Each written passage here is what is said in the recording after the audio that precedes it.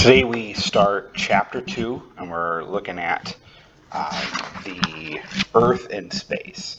And so, lesson 1, we're going to focus on the Sun, Earth, Moon system. Now, most of you have probably seen a crescent moon, but here we have a picture of a crescent sun. And it's kind of an odd sight to see. And the reason you might be able to see something like this is because of the Sun, Earth, Moon system. This is actually a partial solar eclipse, which we'll get into later in the week, but it demonstrates the relationship that the Sun has with our planet and our moon and how they all work in conjunction. Now, at night, you may go outside and see the moon. And then there's other times of the year or other times of the month that you'll see it, and it's actually during the day, and you'll see, why in the world is the moon setting, or why is it in a different place in the sky, or why is it that during the summer the days seem longer, we have more daylight? Well, for thousands of years, mankind noticed the difference in these positions in celestial bodies like the moon and the sun and stars and things like that. And so they started to record these patterns and figure out, and through that they were able to predict the future positions of objects in the sky. Now, they didn't understand how these objects were related, but they saw a pattern and wondered why. Now, today, we know that the Earth isn't the center of the universe. We know that it's not even the center of our solar system. We know the moon moves around, meaning it orbits the Earth, and we know that the Earth is just one of 8 planets in our solar system, and really one of many objects that orbits our sun.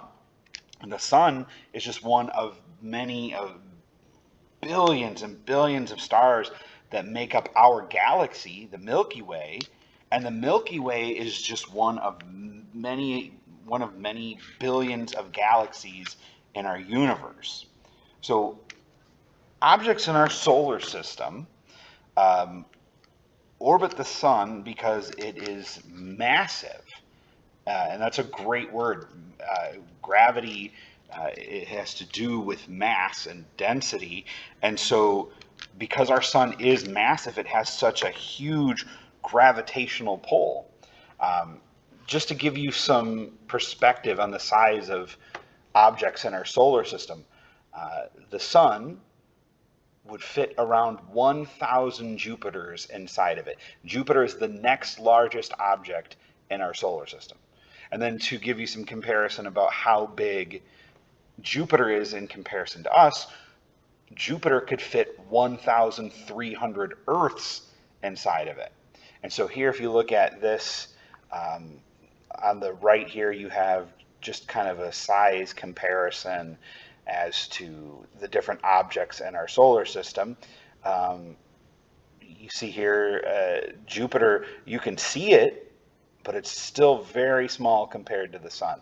And this tiny speck here, well, that's us. So we kind of live on a speck of dust floating around a pretty decent sized star. So keep that in mind when you think about this Sun, Earth, Moon system. Now, let's talk about the motions of Earth. Get you just an example of what's actually happening in space right now. So here we are on this speck, just floating around, revolving around the sun as we rotate. And you'd think that as it moves, we'll talk about those words. You'd think that about how as it moves, you might feel some of that. Think about how if you are traveling, you feel resistance, you feel wind, you can feel the motion. But if you've ever flown in an airplane, you think about how fast that airplane is moving. And yet while you're in there, you might feel turbulence from time to time, but you're definitely not feeling the speed at which you are traveling. And that's what it's like being on Earth. We're traveling thousands of miles through the air, and yet we still don't feel like we're moving all the time. But Earth is moving through space. So right now, as you're listening to this video, Earth is moving around the sun because of the sun's huge gravitational pull. Now, without the sun, what do you think would happen? Think about the laws of physics, how an object in motion tends to stay in motion. We would just continue hurtling in one direction through space. But because the sun is pulling on us with all of that gravity, we revolve around the sun. Now, here's one of your vocabulary words. Revolution. Revolution is the orbit of an object around another object. So the Earth revolves around the sun. Now, I'm going to give you here a picture. So the Earth on its own, without the sun's gravitational pull, would just continue. But the sun keeps it revolving around itself. Now, that's not it's not a perfect circle. It's actually what's called an elliptical orbit. So it's nearly round, but it's not exactly round. And so that distance will fluctuate. So sometimes we're a little bit closer, sometimes we're a little further, but the average distance between the Earth and the sun is at 1 astronomical unit, and that's about 150 million kilometers. So scientists will use the AU, the astronomical unit, to measure distances to planets and other objects within our solar system. Now, we don't use light years for this because everything is within a light year. If you are traveling a light year, you're outside of our solar system. So think about this relationship here whenever you think about Earth's orbit. This is a revolution around the sun. The next type of motion is rotation. Rotation is the spin of an object around its axis. So imagine you take your globe, you take that solid three-dimensional sphere, and you put a rod through the center of it. We've got a rod through the center of the Earth from the North Pole to the South Pole, and just like images of the Earth and that we often see, or as how a globe spins, and that rod represents Earth's axis. Earth spins or rotates on its axis like a top. Rotation is what causes day and night. So let's imagine the sun shining here to the left, and those rays are hitting the planet as it's turning. So this half here where it's light is day, and this half here where it's dark is night.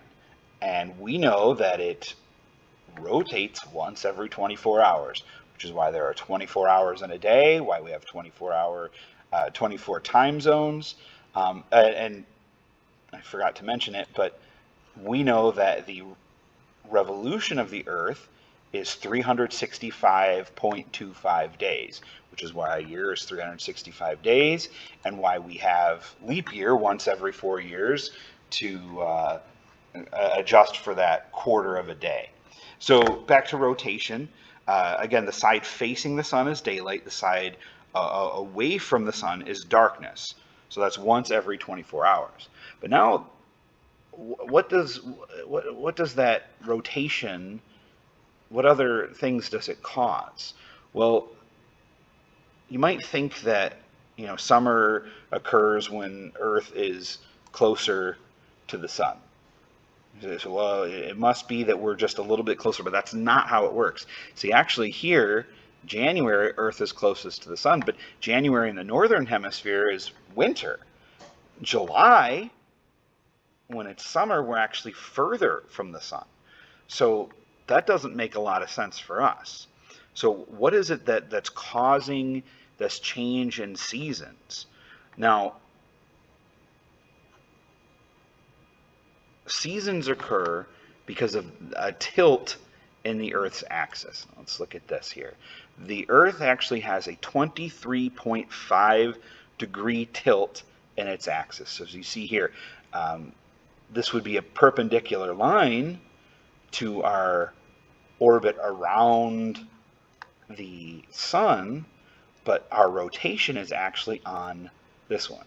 So as the Earth revolves around the sun, this tilt stays the same. So if you draw a line perpendicular to our orbital path, that would be this one right here. If you measure 23.5 degrees difference, that's the Earth's tilt. Now, again, as we revolve around the sun, this tilt remains the same.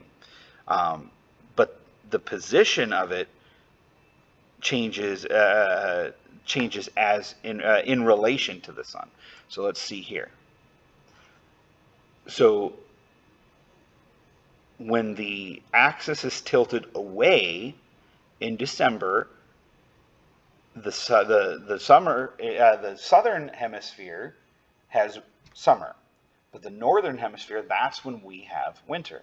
Now March, it's not tilted towards or away, so that is our spring in the summer, the southern hemisphere. It's fall because it's about the same. Now in June, the northern hemisphere is tilted towards the sun. That's our summertime, but the southern hemisphere is tilted away, so that's their winter. And again, September, you have spring in the southern hemisphere and fall in the northern, but it's equally tilted towards both hemispheres during that time.